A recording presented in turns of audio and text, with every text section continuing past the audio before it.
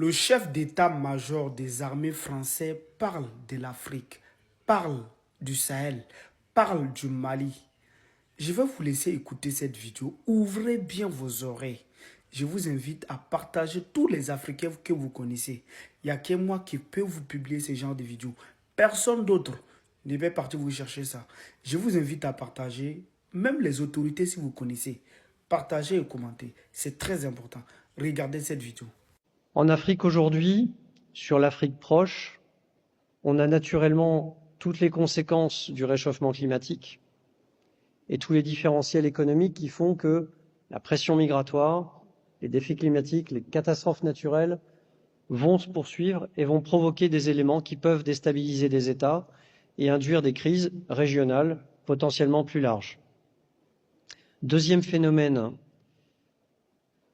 peu de temps après la triste commémoration des attaques terroristes de Daesh à Paris, aujourd'hui les leaders terroristes qui étaient autrefois basés au Levant, Proche-Moyen-Orient et Afghanistan, aujourd'hui sont en Afrique.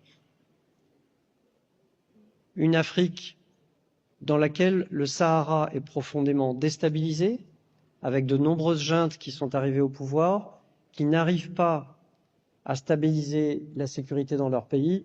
Vous avez en ce moment à Bamako au Mali, vous vous souvenez, il y a 12 ans, nous intervenions au Mali pour éviter que Bamako tombe à la main des djihadistes. Aujourd'hui, vous avez des djihadistes qui empêchent l'approvisionnement en essence de la capitale, avec une junte qui a fait appel à des corps expéditionnaires russes pour se protéger, pour essayer de rétablir une sécurité. Ils n'y arrivent pas. En revanche, ils arrivent bien à préempter toutes les richesses du pays. Nous observons que les techniques des drones qui sont utilisées aujourd'hui sur notre continent dans la guerre entre l'Ukraine et la Russie, c'est-à-dire la capacité à utiliser des drones en portant des charges explosives, cette technique est apprise par les groupes terroristes au Sahel. Donc là aussi, sur notre rive sud, des phénomènes préoccupants pour notre sécurité.